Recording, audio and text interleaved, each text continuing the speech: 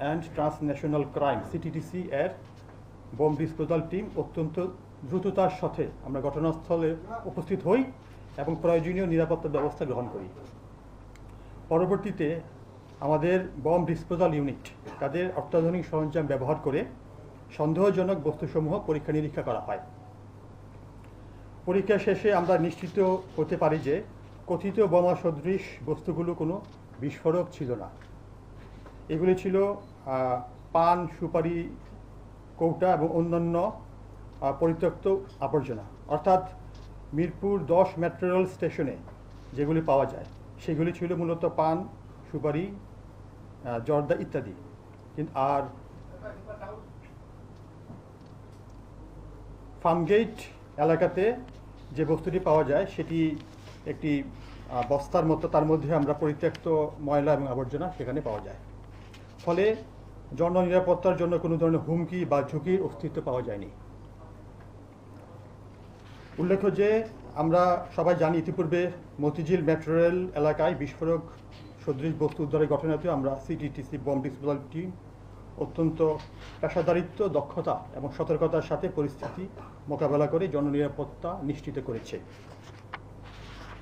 সুতরাং আমরা বলতে চাই, বাংলাদেশে যে কোনো এই ধরনের নাশকতামূলক অপরাধ চেষ্টা বা যে কোনো বেআইনি কর্মকাণ্ডের বিরুদ্ধে আইনি কার্যকর ব্যবস্থা গ্রহণ তথা গ্রেফতার, জিজ্ঞাসাবাদ, তদন্ত ও বিচারিক প্রক্রিয়া আমরা সম্পূর্ণভাবে অনুসরণ করে আমাদের কার্যক্রম পরিচালনা করছি এবং এই ধরনের যে কোনো অপরাধ প্রতিরোধে আমরা সর্বোচ্চ সতর্কতা এবং পেশাদারিত্বের সঙ্গে দায়িত্ব পালন করছি।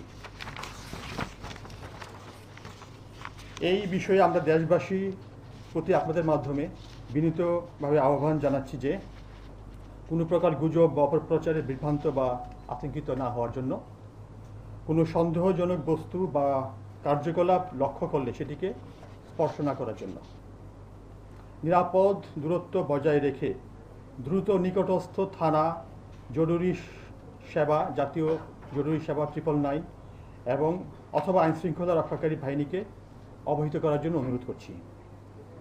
জননিরাপত্তা নিশ্চিতকরণে দায়িত্বশীল নাগরিক হিসাবে আইনশৃঙ্খলা রক্ষাকারী বাহিনীকে প্রয়োজনীয় তথ্য দিয়ে সহযোগিতা করার জন্য আমরা জনগণকে বিনীতভাবে অনুরোধ করছি।